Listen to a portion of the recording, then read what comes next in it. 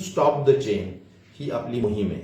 आणि मग त्यामध्ये काय आहे तर रात्रीचं आपण कर्फ्यू तर आहेच, नो मुवमेंट्स, कुठलीही मुवमेंट्स रात्री नाही, आणि डे टाइमला सुद्धा आपण त्या ठिकाणी जमावबंदी लागू करत आहोत राज्यभरामध्ये.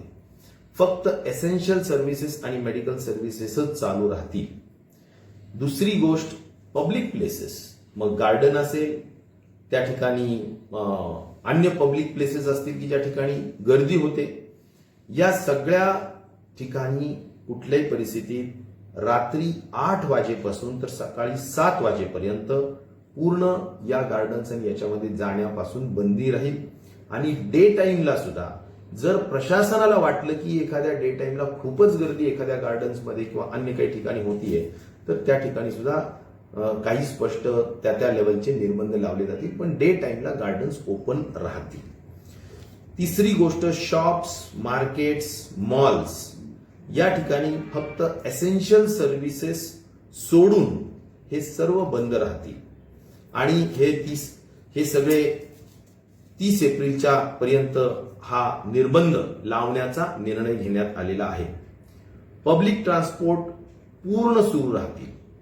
पब्लिक ट्रान्सपोर्टला कुठलीही बंधन नाही. मग ते बस सेवा असेल, रेल्वे सेवा असेल, फ्लाईट सेवा असेल, ऑटो रिक्षा असेल, टॅक्सीज असतील, या सगळ्या गोष्टी चालू राहतील. परंतु थोडेफार निर्बंध असे की ऑटो रिक्षामध्ये ड्रायव्हर अधिक 2, टॅक्सीमध्ये 50%च लोक बसतील असे, बसेसमध्ये उभा नाही कोणी राहायचं, बसूनच त्या ठिकाणी प्रवास करायला हवा, अशा स्वरूपाचा आहे. आणि हे जर निर्बंध पाळले नाही तर प्रत्येक ठिकाणी 500 रुपये किमान फाईन त्या ठिकाणी आहेत. मास्कला सुद्धा न वापरता जर आपण असे प्रवास केले आणि अशा काही गोष्टी केल्या तर त्या ठिकाणी सुद्धा 500 रुपये फाईन आहे.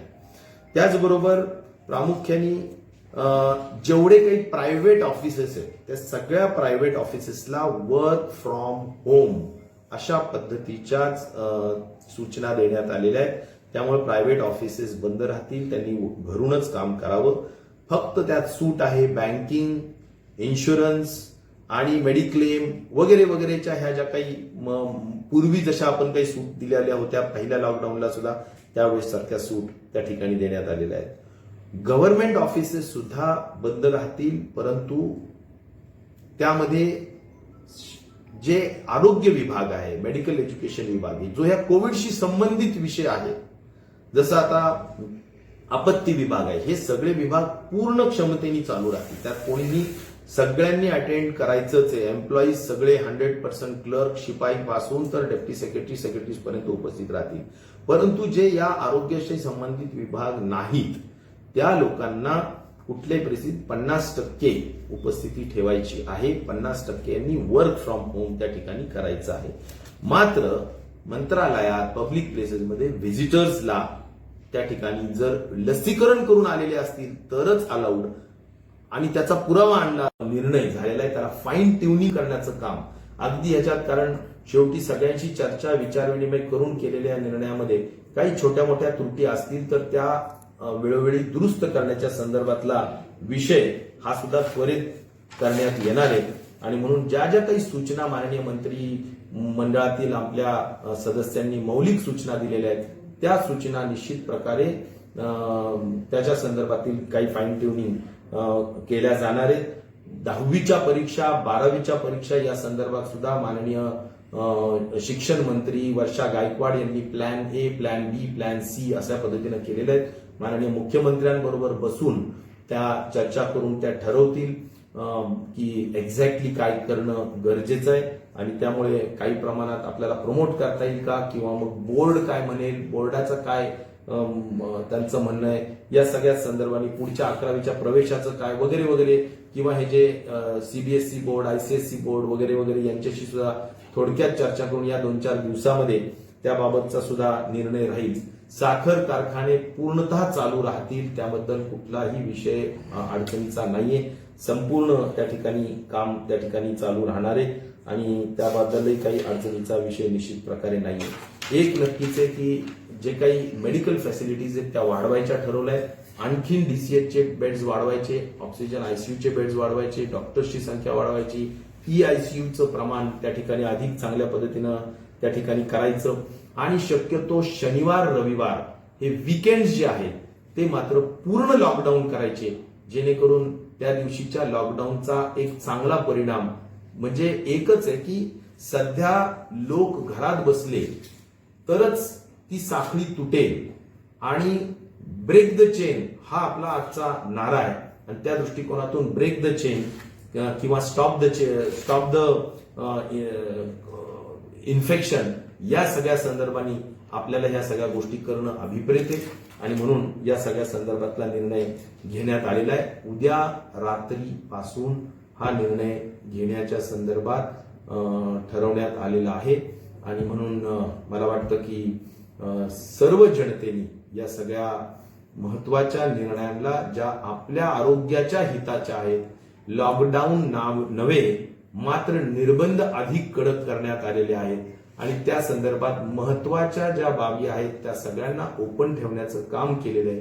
एसेन्शियल सर्व्हिसेस, मेडिकल सर्व्हिसेस, उद्योग, शेती या सगळ्या संदर्भाने ओपन ठेवण्याचं काम करण्यात आलेलं आहे. मात्र आपल्याला वाढत असलेली संख्या लक्षात घेता निश्चित प्रकारे काही कडक पावलं उचलणं हे माननीय मुख्यमंत्री आणि सर्व मंत्रिमंडळातल्या सदस्यांना वाटत होतं. त्या दृष्टिकोनातून त्यांनी हा सगळ्यांनी एकत्रितपणे निर्णय घेतला. माननीय कुंटे साहेब यांनी आवर्जून आता हेल्थ डिपार्टमेंट असल्या कारणाने मला या ठिकाणी सांगितलं की या सगळ्या सूचना आपण माध्यमांना द्याव्यात. त्या दृष्टिकोनातून मी आपल्यापर्यंत या सगळ्या सूचना देण्याचा प्रयत्न करत आहे. धन्यवाद. अन्नधान्याच्या संदर्भात दळणवळण आहे त्याला हा बंधन नाहीये आणि या संदर्भात रेमडेसिवीर आणि ऑक्सिजनचा पुरवठा कसा वाढेल या बाबतीतला सुद्धा त्या संबंधित कंपन्यांशी चर्चा विचारविनिमय करून अतिशय जलद गतीनं हा कमी पडत असलेला पुरवठा वाढवावा या संदर्भात सुद्धा निर्णय त्या ठिकाणी झालेला आहे. आणि मला वाटतं की सर्वदूर सगळ्यांनीच खूप मोठ्या पद्धतीनं म्हणजे आता उद्योग क्षेत्रात बाबा कल्याणी सारख्या व्यक्तींनी सांगितलं की आम्ही व्हेंटिलेटर तयार करण्याचं तंत्रज्ञान शिकलोय, आम्ही व्हेंटिलेटर तयार करू, व्हेंटिलेटरचे ऑपरेटर्सला आम्ही ट्रेनिंग देऊ, अशा स्वरूपाने सुद्धा काही चांगल्या सूचना त्यांच्या ज्या आहेत त्या सुद्धा मान्य करण्यात आलेल्या आहेत. आणि मला असं वाटतं की अधिक सगळ्या समूहाचं एकच म्हणणं होतं की स्ट्रिक्ट इम्प्लिमेंटेशन ऑफ रेस्ट्रिक्शन्स हा सगळ्यात महत्वाचा भाग आहे आणि त्यामुळे त्या दृष्टिकोनातूनची आपण काळजी त्या ठिकाणी घेतो आहोत. मला असं वाटतं की हा एक रफ निर्णय झालेला आहे, त्याला फाईन ट्युनिंग करण्याचं काम अगदी ह्याच्यात, कारण शेवटी सगळ्यांची चर्चा विचारविनिमय करून केलेल्या निर्णयामध्ये काही छोट्या मोठ्या त्रुटी असतील तर त्या वेळोवेळी दुरुस्त करण्याच्या संदर्भातला विषय हा सुद्धा त्वरित करण्यात येणार आहे. आणि म्हणून ज्या ज्या काही सूचना माननीय मंत्री मंडळातील आपल्या सदस्यांनी मौलिक सूचना दिलेल्या आहेत त्या सूचना निश्चित प्रकारे त्याच्या संदर्भातील काही फाईन ट्युनिंग केल्या जाणार आहेत. 10वीच्या परीक्षा 12वीच्या परीक्षा या संदर्भात सुद्धा माननीय शिक्षण मंत्री वर्षा गायकवाड यांनी plan A, plan B, plan C अशा पद्धतीनं केलेल्या आहेत. माननीय मुख्यमंत्र्यांबरोबर बसून त्या चर्चा करून त्या ठरवतील की एक्झॅक्टली काय करणं गरजेचं आहे आणि त्यामुळे काही प्रमाणात आपल्याला प्रमोट करता येईल का किंवा मग बोर्ड काय म्हणेल, बोर्डाचं काय त्यांचं म्हणणं आहे या सगळ्या संदर्भाने पुढच्या 11वीच्या प्रवेशाचं काय वगैरे वगैरे किंवा हे जे सीबीएसई बोर्ड, आयसीएसई बोर्ड वगैरे वगैरे यांच्याशी सुद्धा थोडक्यात चर्चा करून या 2-4 दिवसामध्ये त्याबाबतचा सुद्धा निर्णय राहील. साखर कारखाने पूर्णतः चालू राहतील त्याबद्दल कुठलाही विषय अडचणीचा नाहीये. संपूर्ण त्या ठिकाणी काम त्या ठिकाणी चालू राहणार आहे आणि त्याबद्दलही काही अडचणीचा विषय निश्चित प्रकारे नाहीये. एक नक्कीच आहे की जे काही मेडिकल फॅसिलिटीज आहेत त्या वाढवायच्या ठरवल्या आहेत. आणखीन डीसीएचचे बेड्स वाढवायचे, ऑक्सिजन आयसीयूचे बेड्स वाढवायचे, डॉक्टर्सची संख्या वाढवायची, आयसीयूचं प्रमाण त्या ठिकाणी अधिक चांगल्या पद्धतीनं त्या ठिकाणी करायचं आणि शक्यतो शनिवार रविवार हे वीकेंड जे आहेत ते मात्र पूर्ण लॉकडाऊन करायचे, जेणेकरून त्या दिवशीच्या लॉकडाऊनचा एक चांगला परिणाम म्हणजे एकच आहे की सध्या लोक घरात बसले तरच ती साखळी तुटेल आणि ब्रेक द चेन हा आपला आजचा नारा आहे आणि त्या दृष्टिकोनातून ब्रेक द चेन किंवा स्टॉप द इन्फेक्शन या सगळ्या संदर्भाने आपल्याला ह्या सगळ्या गोष्टी करणं अभिप्रेत आहे आणि म्हणून या सगळ्या संदर्भातला निर्णय घेण्यात आलेला आहे. उद्या रात्रीपासून हा निर्णय घेण्याच्या संदर्भात ठरवण्यात आलेला आहे. आणि म्हणून मला वाटतं की सर्व जनतेने या सगळ्या मात्र सोशल डिस्टन्सिंग पाळा या सगळ्या गोष्टींचा त्या ठिकाणी व्यवस्थित हे करून आपण जाऊ शकता, काही प्रॉब्लेम नाहीये. प्रायव्हेट बसेस संपूर्ण अलाउ केलेले आहेत, तेही काही प्रॉब्लेम नाहीये. मग राहतो प्रश्न रिक्रिएशन आणि एंटरटेनमेंटच्या दृष्टिकोनातून, म्हणजे थिएटर असेल, नाटकं असतील, अम्युजमेंट पार्क असेल किंवा शूटिंग बबल एक्सेट्रा वगैरे या सगळ्या गोष्टी असतील, तर या सगळ्या गोष्टी सुद्धा आपण त्या ठिकाणी त्याला निर्बंध आणलेले आहेत, थांबवण्याचं त्या ठिकाणी निर्णय घेण्यात आलेला आहे. सिनेमा शूटिंग्स मात्र चालू राहतील, सिनेमाच्या शूटिंग्स बंद राहणार नाहीत. त्याला कुठल्याही परिस्थितीत संपूर्ण सोशल डिस्टन्सिंग आणि वॅक्सिनेशनचा करून घेण्याच्या अटी शर्तीवर त्या गोष्टी चालू राहतील. रेस्टॉरंट्स अँड बार्स टोटल बंद राहतील. फक्त टेक अवेज जे आहे घरी घेऊन जाण्याच्या दृष्टिकोनातून ते चालू राहतील, त्याच्यात काही प्रॉब्लेम येण्याचं कारण नाहीये. मात्र ज्या हॉटेल्स आहेत, ज्यांच्यामध्ये हॉटेल्स आणि रूम्स असतात, त्या रूम्समध्ये हॉटेल्स सगळ्या चालू राहतील. तर हॉटेल्समध्ये राहणारे जे लोक आहेत रूम्समध्ये, तर त्या रूम्सच्या लोकांना जेवण्यासाठी लागणारं रेस्टॉरंट मात्र उघडं राहील, बार्स उघडे राहतील. मात्र बाहेरच्यांच्या दृष्टिकोनातून मात्र तिथे येऊन जेवण करणं, तिथे येऊन बारमध्ये ड्रिंक्स घेणं वगैरे त्या अलाउड नाही राहणार. टेक अवेज मात्र अलाउड आहे. त्याचबरोबर या ठिकाणी रिलिजियस प्लेसेस जेवढ्या काही आहेत, सगळ्या धार्मिक प्लेसेस, यामध्ये काही जरी झालं तर आपला संपूर्ण देश हा धार्मिक दृष्टिकोनातून निश्चित प्रकारे खूप भावनिक असतो, परंतु त्या ठिकाणी माणसं जातातच, निर्बंध पाळले जात नाहीत. म्हणून ते आपण पूर्णपणे क्लोज करायचे. मात्र त्या पुढच्या काळात लवकर लवकर जर त्याला ओपन करायचं असेल तर त्या ठिकाणी संपूर्ण व्हॅक्सिनेशनचा प्रोग्राम जेवढा लवकर आपण राबवता येऊ शकेल तेवढं आपल्याला त्याला लवकर पुढे ओपन करता येऊ शकणार आहे. ज्या ठिकाणी खूप जवळून, तोंडाच्या जवळून येऊन किंवा शरीराच्या जवळून येऊन काम करावं लागतं, ते बार्बर म्हणजे केश कर्तनालय असेल, सलून असतील, ब्युटी पार्लर असतील वगैरे, ह्या सगळ्या गोष्टी सुद्धा बंद करण्याच्या संदर्भातला निर्णय आज मंत्रिमंडळाने त्या ठिकाणी घेण्यात आलेला आहे. आणि त्याचबरोबर सगळ्या पॉलिटिकल गॅदरिंग्स, कुठलीही राजकीय सभा समारंभ होणार नाहीयेत. आणि इलेक्शन्स वगैरेच्या संदर्भात सहकारी संस्थेच्या इलेक्शन्स सुद्धा मार्च पर्यंत ज्या बंद करण्यात आलेल्या होत्या त्याला पुढे पुन्हा 3-4 महिने एक्सटेन्शन देण्याच्या संदर्भात आता निर्णय कॅबिनेट आणि माननीय मुख्यमंत्री घेतील. आणि त्याला सुद्धा आपल्याला कोरोनाच्या पार्श्वभूमीवर सध्या घेता येणार नाहीये. लग्न आणि फ्युनरल याच्यामध्ये लग्नासाठी 50 आणि मौतींसाठी 20 अशा स्वरूपानेच लोक राहावेत. जर तसं नाही केलं तर लग्नाच्या समारंभ आयोजित करणाऱ्या लोकांना किंवा त्या तुमच्या मंगल कार्यालयावाल्याला सुद्धा 10,000 रुपयापर्यंतची फाईन लावण्याचा निर्णय सुद्धा कॅबिनेटनी या ठिकाणी घेण्यात आलेला आहे.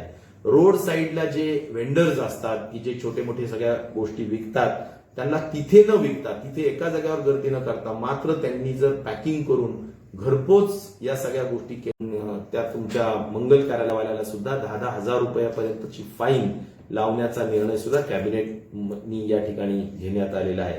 रोड साईडला जे वेंडर्स असतात की जे छोटे मोठे सगळ्या गोष्टी विकतात, त्यांना तिथे न विकता, तिथे एका जागेवर गर्दी न करता मात्र त्यांनी जर पॅकिंग करून घरपोच या सगळ्या गोष्टी केल्या, जेणेकरून मुख्य उद्देश एवढाच की गर्दी टाळायची आहे आणि त्यामुळे त्या लोकांच्या पोटावर पाय पडावा अशातला कुठलाही विषय नाही. आणि म्हणून खऱ्या अर्थाने यांनी आपल्या घरोघर जाऊन सेवा देण्याची व्यवस्था करावी. उद्योग क्षेत्राला, कारण उद्योग क्षेत्र कुठल्याही परिस्थितीत सर्व कामगार त्या ठिकाणी असतात, त्यामुळं उद्योग क्षेत्र आणि त्याचबरोबर कन्स्ट्रक्शन क्षेत्र, डेव्हलपमेंटचे जे कामं चालू आहेत ते त्या ठिकाणी असणारे कामगार, त्यांना कुठलाही धक्का लावण्याचं काम केलेलं नाही. मात्र उद्योग क्षेत्राने त्यांच्या कॅम्पसमध्ये शक्यतो आपल्या सगळ्या ज्या काही कामगार आहेत त्यांची व्यवस्था जर केली आणि येणं जाणं जितकं टाळेल तेवढं बरं. अन्यथा काही पासेस देऊन सुद्धा त्या ठिकाणी व्यवस्था करण्याच्या संदर्भात विचार होणार आहे. स्पोर्ट्सच्या संदर्भात जिम्नॅशियम पूर्ण बंद करण्याचा निर्णय घेतलेला आहे. आउटडोर गेम्स मात्र काही प्रमाणात निश्चित प्रकारे चालू ठेवण्याच्या संदर्भातला विषय आहे. मात्र जे इंडोर असतात की ज्या ठिकाणी पूर्णतः एसी असतो आणि एसी मध्ये संक्रमण किंवा संसर्गाची भीती अधिक असते, ते बंद ठेवण्याचं आहे. मॅन्युफॅक्चरिंग सेक्टरमध्ये ऑक्सिजन वगैरेच्या बाबतीत आता अधिक आपल्याला काळजी घ्यायची. त्यामुळे ज्या प्रोसेस इंडस्ट्रीज जिथे ऑक्सिजन खूप लागतं ऑक्सिजन हायली कन्झ्युमिंग ज्या इंडस्ट्रीज आहेत त्यांना कुठेतरी निर्बंध आणावे लागतील. कारण आज आपल्याकडे जेवढे ऑक्सिजन निर्माण होत आहे त्यापैकी आपण 80% 90% ऑक्सिजन मेडिसिनला देऊन देखील ऑक्सिजनचा पुरवठा कमी होतोय. आणि म्हणून इंडस्ट्रीने खूप ऑक्सिजन कन्झ्युम करू नये आणि अशा ज्या इंडस्ट्रीज आहेत त्याच्यावर पूर्णतः बंदी आणण्याचं काम आहे. आणि ई कॉमर्समध्ये खास करून अमेझॉन, फ्लिपकार्ट ह्या सगळ्या कुठल्याही परिस्थितीत त्या चालू राहतील, त्यात कुठलेही बंधन नाहीये आणि त्यामुळं त्या बाबतीतला काही विषय असण्याचं कारण नाहीये. त्याचबरोबर कोऑपरेटिव्ह हाऊसिंग सोसायटीच्या संदर्भात ज्या कोऑपरेटिव्ह हाऊसिंग सोसायटीमध्ये 5 आणि 5 पेक्षा अधिक ऍक्टिव्ह रुग्ण असतील तो कोऑपरेटिव्ह सोसायटीचा भाग हा त्या ठिकाणी कंटेनमेंट झोन हा असणार आणि तो डिक्लेअर केला जाणार. आणि त्या ठिकाणी सुद्धा जर कोणी डिफॉल्ट केला, जर कंटेनमेंट झोनचे जे काही निर्बंध आहेत ते पाळले नाही तर 10,000 रुपयापर्यंतची फाईन ताबडतोबीनं लावण्याच्या संदर्भातली व्यवस्था आहे. आणि म्हणून या सगळ्या ज्या बाबी आहेत, वॅक्सिनेशन याबद्दल 24/7 म्हणजे 24/7 वॅक्सिनेशन चालू राहावं असा आग्रहाची भूमिका आम्ही घेतली आहे. आणि म्हणून दिवस रात्र कसं चालू ठेवता येईल या संदर्भातलं नियोजन आपण करतो आहोत. देशामध्ये आपण काल उच्चांक केला 4,62,000 आपण एवढे वॅक्सिनेट केलेले आहेत.